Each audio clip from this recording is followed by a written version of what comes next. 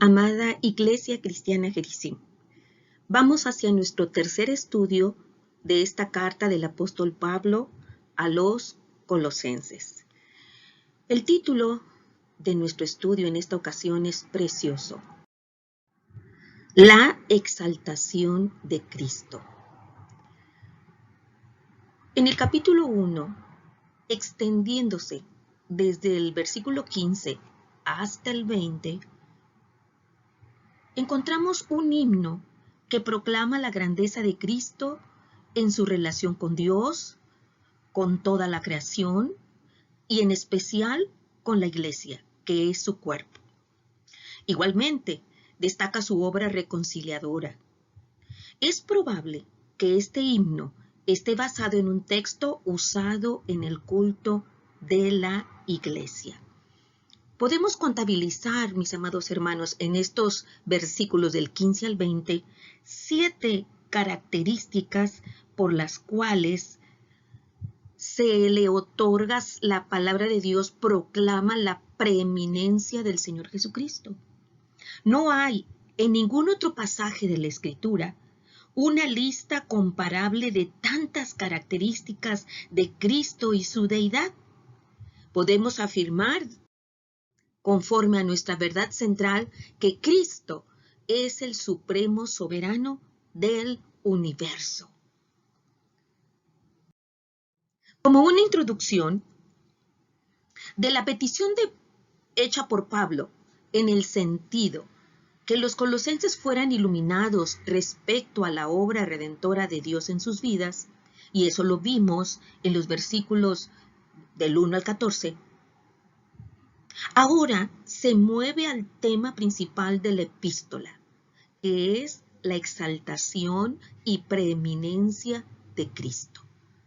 Recordemos que esta carta fue escrita precisamente como un pedido de Epafras hacia Pablo, en donde le explicaba que la iglesia de Colosas estaba siendo atacada por una doctrina herética.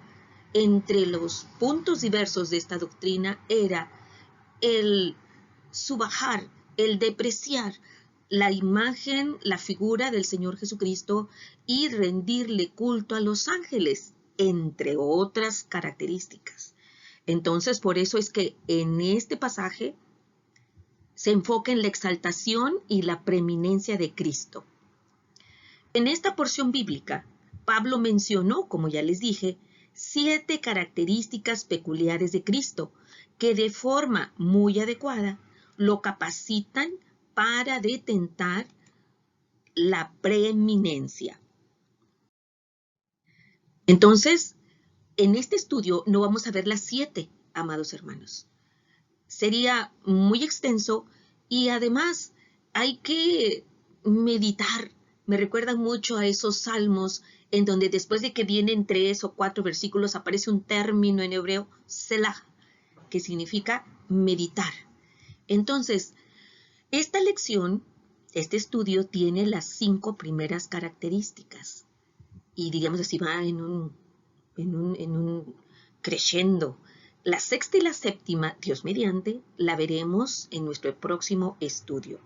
Así que las primeras 3 características están en los versículos del 15 al 17, pero lo vamos a desglosar así. Primero leeremos el versículo 15, donde dice: Él es la imagen del Dios invisible, el primogénito de toda creación. La primera característica en este versículo es que dice: Cristo es la imagen del Dios invisible. Vamos a explicar esta característica. Además del obvio significado de semejanza, según lo podemos nosotros encontrar en 2 Corintios 4:4, donde dice: en los cuales el Dios de este siglo cegó el entendimiento de los incrédulos, para que no les resplandezca la luz del evangelio de la gloria de Cristo, el cual es la imagen de Dios. Dice, imagen además de semejanza, implica representación de Dios y manifestación de Dios. Como la imagen del soberano que se imprime en una moneda, por ejemplo, aquí vemos César, ¿verdad? Y aquí está la imagen del César. Así Cristo es la fiel imagen de lo que es el Padre. Y eso lo vemos en Hebreos 1:3. Pero me voy a permitir leer desde el versículo 2, donde dice: en estos postreros días nos ha hablado por el Hijo, a quien constituyó heredero de todo, y por quien asimismo hizo el universo, el cual, siendo el resplandor de su gloria y la imagen misma de su sustancia, y quien sustenta todas las cosas con la palabra de su poder, habiendo efectuado la purificación de nuestros pecados por medio de sí mismo, se sentó a la diestra de la majestad en las alturas. Cristo mismo dijo en Juan 14:9. Ya conocemos este versículo, ¿verdad, mis amados hermanos? Dijo así, él expresó: el que me ha visto a mí, ha visto al Padre. Quien ha visto al Señor, que es la manifestación visible del Dios invisible, por lo tanto, ha visto a Dios indirectamente. Porque, según lo expresa el Evangelio de Juan en el versículo 1:18, este es otro versículo que también ya hemos manejado con anterioridad, porque ya estudiamos el Evangelio de Juan en las células, donde dice: a Dios, dice, nadie le vio jamás. El Hijo unigénito que está en el seno del Padre le ha dado a conocer. Entonces, a Dios nadie le vio jamás, pero el Hijo unigénito es el que le ha dado a conocer, porque Él es la imagen. Pablo escribió acerca del Dios invisible. En primera carta a Timoteo 1:17, así lo describió, dice: por tanto, al Rey de los siglos, inmortal, invisible, al único y sabio Dios, sea honor y gloria por los siglos de los siglos. Amén. Esto es prácticamente, diríamos así, un canto también, un reconocimiento a Dios. Entonces, Pablo habló acerca del Dios Padre invisible, pero Cristo es la perfecta y visible representación y manifestación de ese Dios. Y me acordé de los milagros que hizo nuestro Señor Jesucristo, el cual el dar a la vista a los ciegos era una de las características del Mesías. Y vemos aquí cómo aquellos que nunca quizá habían visto, los que eran quizá a veces ciegos de nacimiento o que hacía muchísimo tiempo que no habían visto, cuando recuperaban la vista lo veían a Él, a Jesucristo, a Cristo, y verlo a Él entonces era ver a Dios Padre. La supremacía de Cristo primero se muestra en su relación con Dios Padre. Muchas veces los apóstoles vieron al Señor Jesucristo hablarle al Padre, tanto que, ¿se acuerdan ustedes en Mateo? Le pidieron sus discípulos: enséñanos a orar, ¿verdad? Por la relación que el Señor Jesucristo tenía con su Padre. Dice: porque Él es la perfecta imagen y representación de Dios. Esa fue la primera. Él es la imagen del Dios invisible. La segunda también allí está en ese versículo 15. Dice: el primogénito de toda creación. Entonces, segundo, se muestra la supremacía de Cristo en su relación con la creación. Y esto es algo, hermanos, que yo les confieso, no lo había entendido completamente así, concretamente, hasta recientemente en mi vida yo había conocido los atributos, toda la historia, la mayor parte de la historia del Señor Jesucristo, pero aquí esto es una característica que menciona Pablo con respecto a que Él es el agente de la creación. En este versículo acabamos de leer, Él es el primogénito de toda creación. La palabra griega que se traduce como primogénito, esto es muy importante, amados hermanos. Muchas veces conocer la etimología griega nos hace conocer el verdadero significado de una determinada frase. Entonces, primogénito en griego es prótokos. Esta palabra denota dos cosas acerca de Cristo. Él precedió a toda la creación. Y yéndonos a buscar sinónimos para esta palabra o este verbo preceder o precedencia, por precedencia como sinónimos encontramos antelación, prioridad, delantera, anterioridad. Y aquí ahorita podemos nosotros tomar los dos primeros significados. Antelación, prioridad. Él precedió, estuvo antes de toda la creación. Y, dice ahí, prioridad, es soberano sobre ella. En el Antiguo Testamento, el hijo primogénito tenía no solo la precedencia de nacimiento, sino también la dignidad y superioridad que la acompañaban.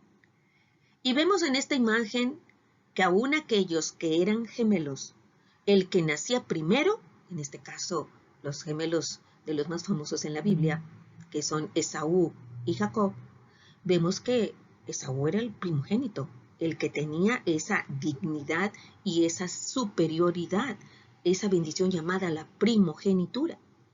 Entonces, recordamos estos dos versículos, Éxodo 13:2 y Deuteronomio 21:17, que hablan acerca de la primogenitura y del primogénito.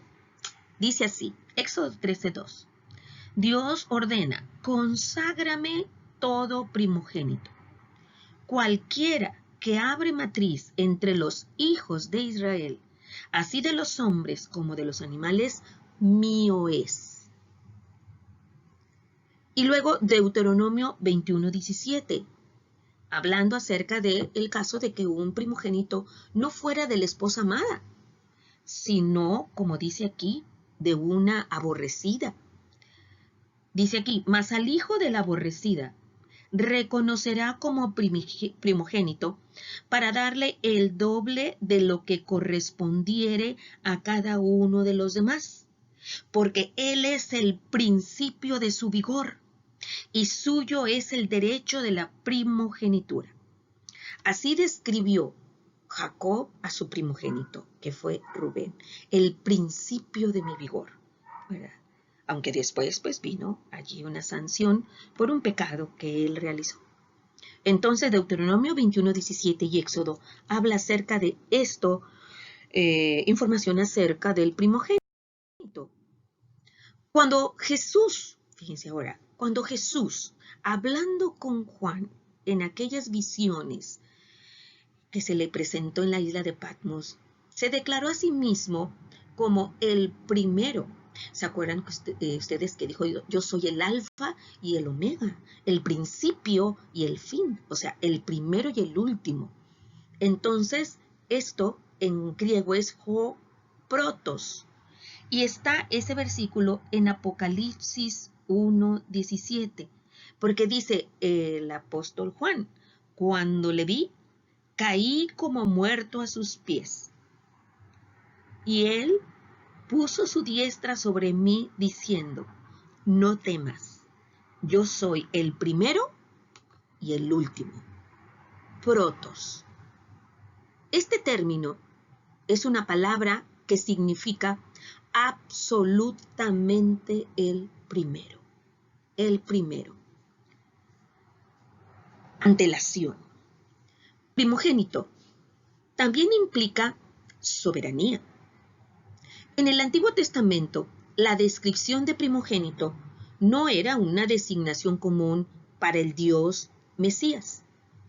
Pero encontramos en el Salmo 89:27, que es un salmo mesiánico, hablando específicamente y en el tiempo de David, pero apuntando hacia el Mesías, el Señor Jesucristo. Salmo 89:27 dice: yo también le pondré por primogénito, el más excelso de los reyes de la tierra. Mientras que este salmo real se refiere a David, también designa al Mesías, como se ve en Apocalipsis 1:5, donde Cristo es llamado. Buscamos en nuestras Biblias algo que es fácil de encontrar, porque es Apocalipsis, el último libro de la Biblia, donde dice: y de Jesucristo, el testigo fiel, el primogénito de los muertos y el soberano de los reyes de la tierra, al que nos amó y nos lavó de nuestros pecados con su sangre. Entonces ahí Cristo es llamado el primogénito de los muertos y el soberano de los reyes de la tierra. Así que primogénito implica tanto la precedencia de Cristo, la antelación, la anterioridad, ante toda la creación, y hablamos en tiempo, y su soberanía sobre toda ella, sobre toda la creación. Y esto hablamos en jerarquía. Aquí está la creación y Él es el soberano. Entonces llevamos dos características de la exaltación de Cristo y por qué el apóstol Pablo lo presenta a los colosenses como una persona, el único digno de adoración. Nos vamos ahora a leer los versículos 16 y 17, donde encontramos otras características. Vamos a leer los versículos. Porque en Él fueron creadas todas las cosas, las que hay en los cielos y las que hay en la tierra, visibles e invisibles, sean tronos, sean dominios, sean principados, sean potestades. Todo fue creado por medio de Él y para Él. Y Él es antes de todas las cosas, y todas las cosas en Él subsisten. Él es el agente, Él es el medio, y Él es el sustento de la creación.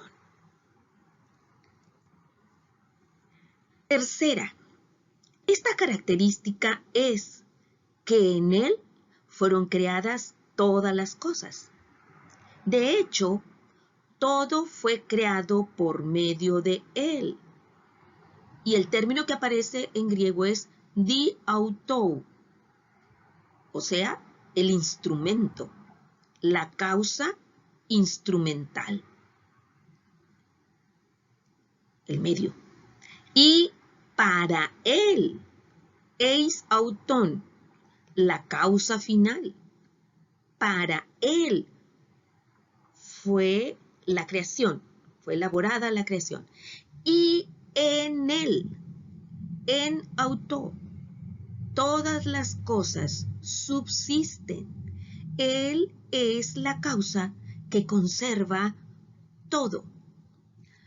Yo me maravillo, amados hermanos, porque todavía hay segmentos de la creación de Dios que están intactos y cuando vemos los diferentes documentales nos maravillamos de lo que Dios creó. Y luego da tristeza cuando vemos cómo ha estado destruyéndose. Pero hermanos, tome ánimo.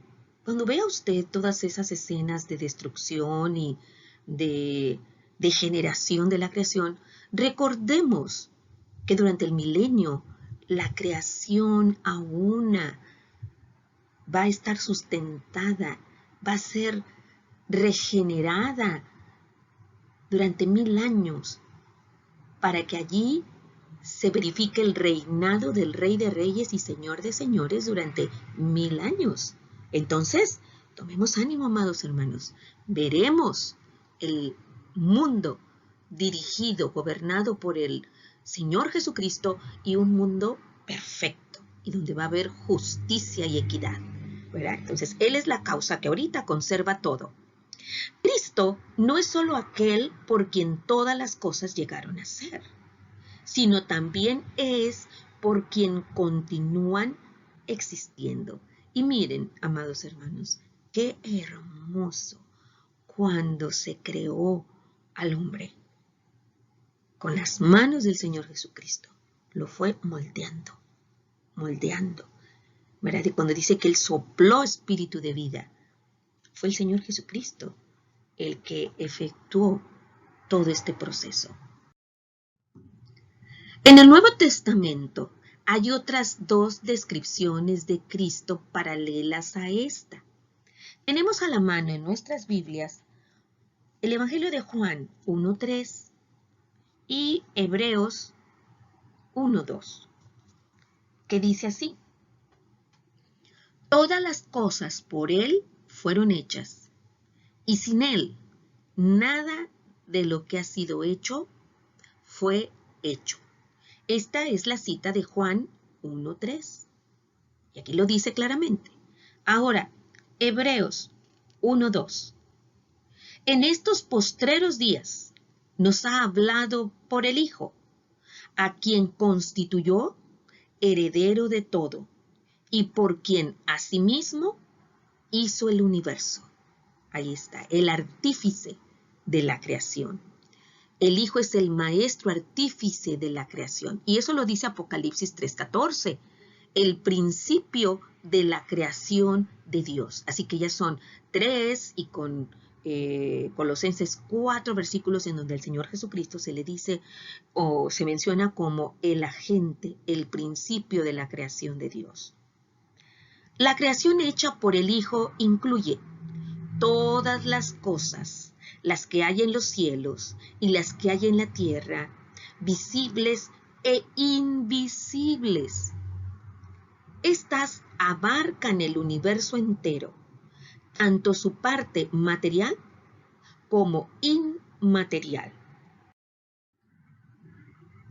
La jerarquía de seres angelicales la da en este pasaje el apóstol, en el versículo 16. Y recuerden por qué específicamente el apóstol Pablo habla de las jerarquías de los ángeles y cómo está proclamando que el Señor Jesucristo está por encima de ellos.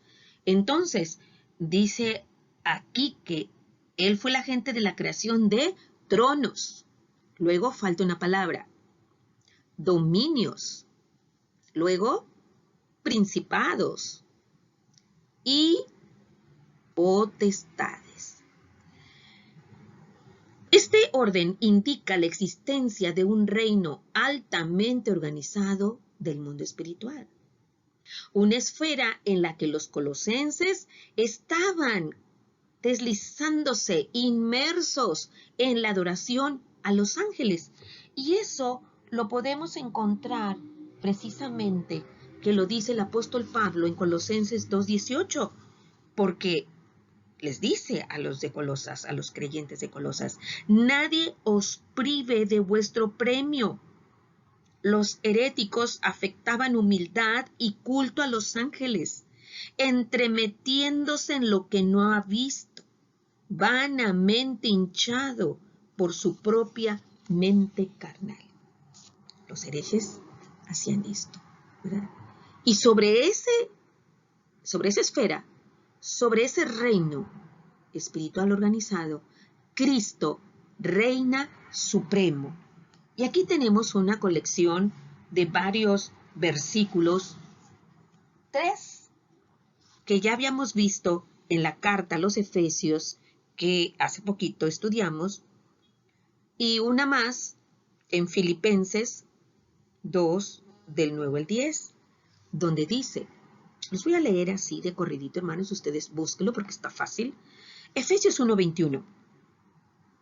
Sobre todo principado y autoridad y poder y señorío, y sobre todo nombre que se nombra, no solo en este siglo, sino también en el venidero. El Señor Jesucristo está sobre todo principado, autoridad, poder y señorío. Efesios 3:10. Para que la multiforme sabiduría de Dios sea ahora dada a conocer por medio de la Iglesia a los principados y potestades en los lugares celestiales. Avanzamos sobre Efesios 6:12.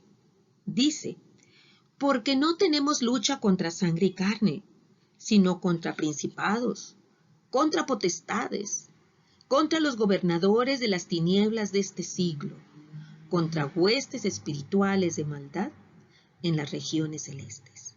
Y a nosotros se nos pide que luchemos y nos dan la armadura espiritual y se nos provee de todo lo necesario. Aquí no dice que los ángeles estén, los principados, los potestades y los dominios por encima del Señor Jesucristo. La última cita. Filipenses, no por obras, para que nadie se gloríe, porque somos hechura suya, creados en Cristo Jesús para buenas obras, las cuales Dios preparó de antemano para que anduviésemos en ellas. Bien, amados hermanos, ya tenemos entonces 3 características que el apóstol Pablo menciona aquí. Recuérdese, es como una especie de himno que exalta la figura, la persona de nuestro Señor Jesucristo. En Colosenses 18 están la 4ª y la 5ª característica que igual, hermanos, le va a consolar muchísimo. Dice así, y Él, Cristo, es la cabeza del cuerpo que es la iglesia, el que es el principio, el primogénito de entre los muertos, para que en todo tenga la preeminencia. Esta 4ª característica ya fue abordada de forma bastante exhaustiva en Efesios, ustedes recordarán. Pero vamos a repasarla. La 4ª característica entonces la completamos. Cristo es la cabeza con mayúscula del cuerpo que es la iglesia. Aparte de ser el Señor del universo, Él es la cabeza de la iglesia. Y aquí están las 2 citas de Efesios, amados hermanos. Efesios 1, 22 y 23 dice, y sometió todas las cosas bajo sus pies, y lo dio por cabeza sobre todas las cosas a la iglesia, la cual es su cuerpo, la plenitud de aquel que todo lo llena en todo. La cabeza de la iglesia. Efesios 5:23. Porque el marido es cabeza de la iglesia, así como Cristo es cabeza de la iglesia, la cual es su cuerpo, y Él es su Salvador. Aquí se refiere a la iglesia en su totalidad, a la iglesia universal. Chinos, japoneses, franceses, alemanes y todos los latinoamericanos y los estadounidenses, todos los creyentes de esos países, a ellos se refiere, conformamos la iglesia, todo el mundo, dice, en la cual todos los creyentes son bautizados con el Espíritu Santo en el momento en que creen en Cristo. Y eso lo encontramos reafirmado en 1 Corintios 12:13, que dice, recordarán, porque por un solo Espíritu fuimos todos bautizados en un cuerpo, sean judíos o griegos, sean esclavos o libres, y a todos nos dio a beber de un mismo Espíritu. Entonces, esta obra del Espíritu Santo, ustedes recordarán, hermanos, lo vimos en la Biblia, comenzó el día de Pentecostés. Y de nuestras lecciones de Efesios rescatamos que la iglesia es, según Efesios 3, 4 y 5, un misterio que en otras generaciones no se dio a conocer a los hijos de los hombres. En otras generaciones, pero nosotros somos esa generación, estas generaciones que entendemos perfectamente bien y formamos parte de la iglesia, la esposa, la novia de Cristo. Quinta característica. Cristo es el principio, el primogénito de entre los muertos. Esto lo dice Apocalipsis 1:5. Perfectamente bien. Dice así: y de Jesucristo, el testigo fiel, el primogénito de los muertos, y el soberano de los reyes de la tierra, al que nos amó y nos lavó de nuestros pecados con su sangre. Él es el primogénito de entre los muertos. Él fue el primero en resucitar con un cuerpo inmortal. Y como tal, encabeza un nuevo reino, del cual Él es soberano. Él es el primero. También, la resurrección de Cristo marcó su triunfo sobre la muerte. Amados hermanos, estos versículos son consoladores en extremo, porque realmente el tiempo en que estamos viviendo se habla muchísimo sobre la muerte. La gente tiene miedo. La gente está desesperada porque no tiene esta verdad que nosotros, en su soberanía y en su amor, nos ha dado a conocer. Hebreos 2:14 dice: así que, por cuanto los hijos participaron de carne y sangre, Él también participó de lo mismo, el Señor Jesucristo, para destruir por medio de la muerte al que tenía el imperio de la muerte, esto es, al diablo. Y luego viene primera carta de Juan 3:8. El que practica el pecado es del diablo, porque el diablo peca desde el principio. Para esto apareció el Hijo de Dios, para deshacer las obras del diablo. Entonces, un triunfo sobre la muerte. Él es las primicias de los que murieron. ¿Se acuerdan ustedes 1 Corintios 15:20? Pasaje tan consolador que tenemos a la mano siempre para recordarnos de los unos a los otros cuando se presenta la partida de un ser querido. Dice así: mas ahora Cristo ha resucitado de los muertos, primicias de los que durmieron es hecho. Debido a que, como nadie más, resucitó para no volver a morir jamás. En Romanos 1:4 leemos esto: fue declarado Hijo de Dios con poder por la resurrección de entre los muertos, por lo cual Él sigue viviendo, como dice Hebreos 7:16, según el poder de una vida indestructible.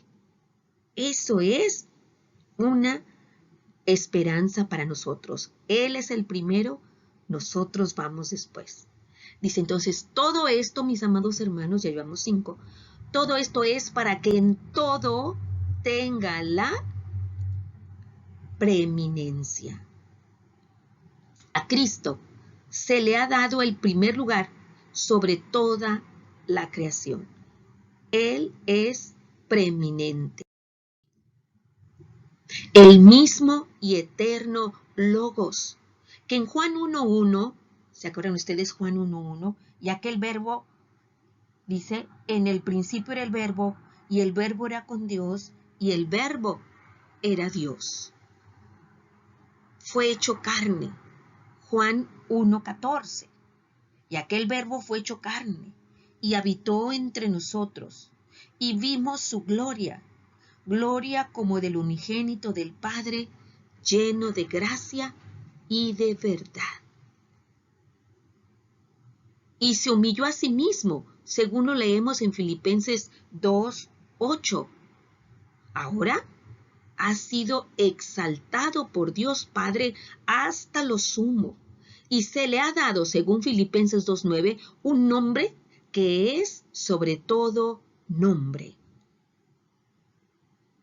No podemos nosotros sino decir Selah, hermanos, Selah.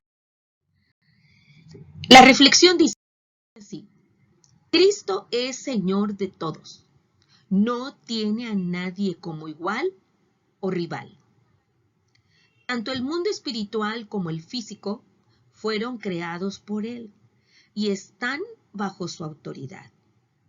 Esto incluye no solo los gobiernos, sino también el mundo espiritual en el cual estaban tan concentrados los herejes de Colosas. Ponemos una pausa y Dios mediante el próximo domingo terminaremos este precioso himno de exaltación para nuestro Señor Jesucristo. Él nos bendiga.